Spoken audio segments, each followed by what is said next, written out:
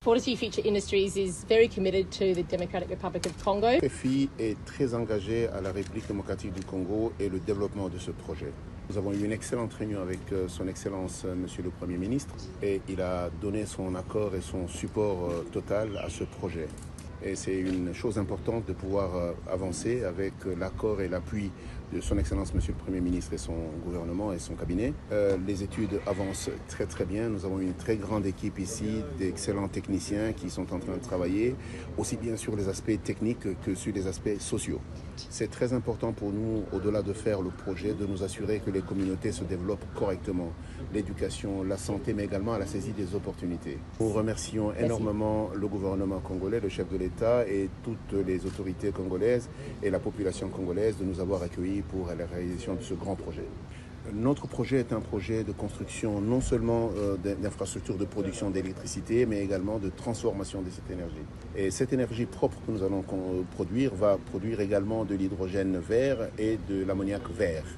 En fait, cet hydrogène vert et cet ammoniac pourront être utilisés en partie ici et une grande partie pourra être également exportée. En fait, en réalité, nous sommes ici sur ce que deviendra le plus grand hub mondial de l'énergie verte. Vous ne vous imaginez pas, mais c'est une opportunité majeure pour la République démocratique du Congo pour devenir le champion du monde de l'énergie propre, mais également du développement de la transition écologique propre.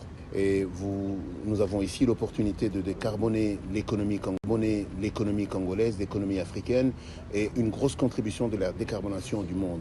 Le sort du monde entier est en train de se jouer en République démocratique du Congo. Et en même temps que nous créons ce grand projet, il est très important que nous nous assurions que les communautés, les populations congolaises bénéficient sérieusement des opportunités qui seront créées aussi bien au niveau de la formation, de l'éducation, mais également des opportunités en termes d'entreprises qui peuvent saisir des contrats. Nous avons la capacité de travailler seuls, mais nous sommes complètement ouverts aux partenaires qui peuvent respecter les mêmes principes que nous. Ça veut dire travailler avec intégrité, mais également employer les Congolais et pas amener des ouvriers des autres pays, former les Congolais et respecter les règles du pays. Nous avons déjà commencé et nous avons des équipes pleinement implémentés ici et qui travaillent au quotidien. Nous avons des ingénieurs, des experts, des chercheurs qui sont en train de travailler. Nous conduisons énormément d'études sur le site, mais non seulement sur les questions techniques, mais aussi toutes les questions sociales. Nous avons des gens, des experts ici qui parlent aux communautés pour savoir un petit peu comment nous allons faire cohabiter le projet avec le développement humain. Aussi vite que nous allons signer l'addendum sur notre contrat, ce qui sera bientôt fait, nous allons même commencer les choses beaucoup plus rapidement pour être en mesure de faire du développement au bénéfice de la République démocratique du Congo, de nous autres en tant qu'investisseurs, mais également de la population congolaise. Installer l'industrie de raffinerie des métaux verts. Donc je pense que la quasi-totalité des réalisations de ces projets, ça sera dans les grands Congo central. Donc, comme vous le savez, les grands Inga ne se trouvent pas à Kinshasa, se trouvent au Congo central. Et bien sûr, il faut signaler que pour des raisons de logistique et de mobilité, tout ce qui est industrie verte, ça sera soit dans les districts de Sekebanza, non aussi des Grands Inga, et puis il y a aussi le port en eau profonde qui va faciliter, n'est-ce pas, les transports d'hydrogène. Donc nous pouvons aussi utiliser aussi l'hydrogène à la RDC. Vous savez que nous avons un grand projet d'initialisation de la RDC. Nous aurons besoin d'électricité, nous aurons besoin aussi d'hydrogène, qui sont dans le secteur minier.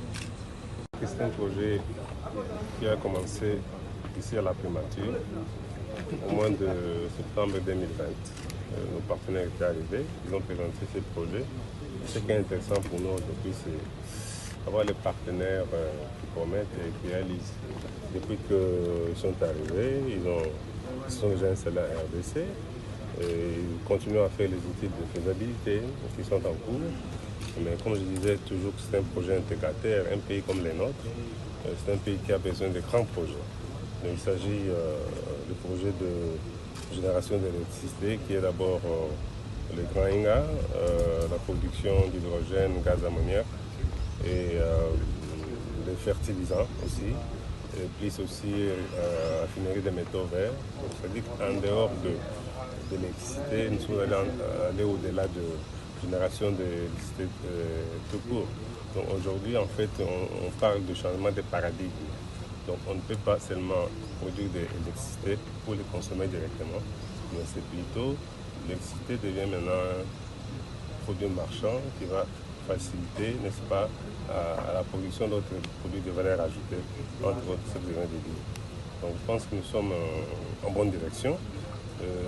C'est un des rares partenaires qui arrive, qui ne demande pas de garanties souveraines, qui ne demande pas des titres miniers pour pouvoir réaliser le projet. Où sera installé le